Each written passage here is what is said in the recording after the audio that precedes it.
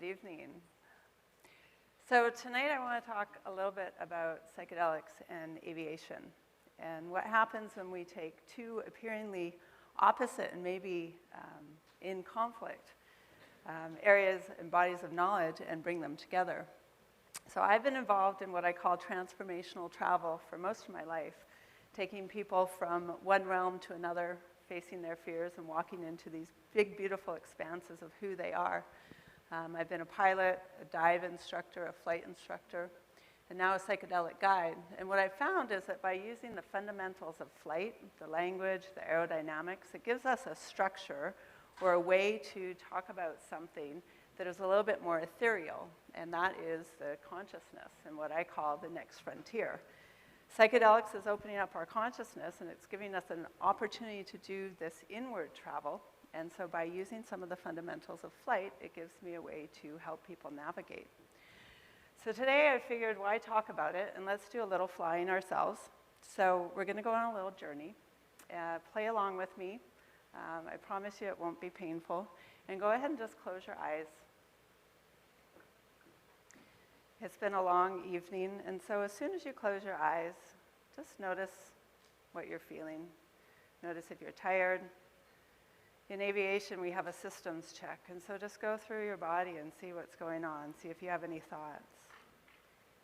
And then immediately allow yourself just to be present, allow everything else around you to fall away. And we're going to go on a flight today, and so I'm going to be your guide. You don't have to worry about anything.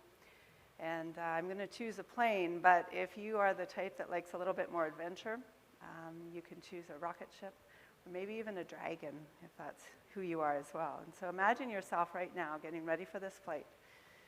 We're going to slowly add power, and as we add power, you start to come into your senses. So you feel the bottom, you feel the back of your back, you feel the bottom of your legs, you start to feel the air as they go up and over the wings.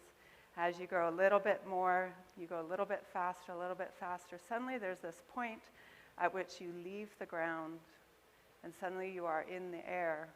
And so all the things that were on the ground, that maybe were under the clouds, that were in that place of we've heard about contraction, you're now up in the air.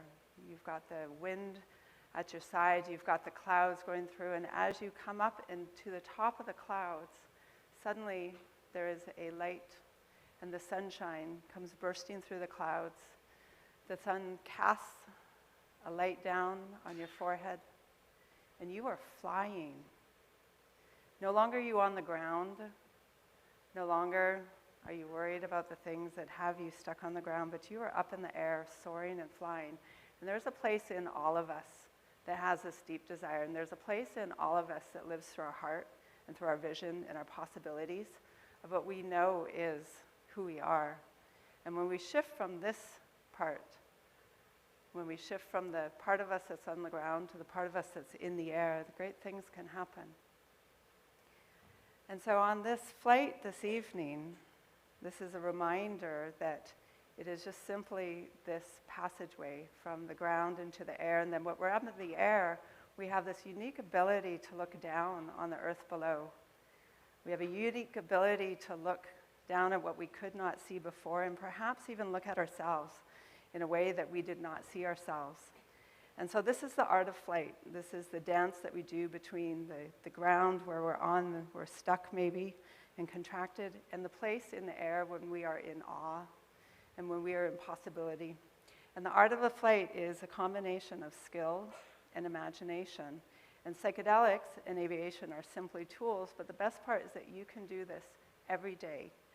It takes 3 minutes, your body can shift, your physiology can shift, and that this inward journey is truly the next frontier and critical to our humanity.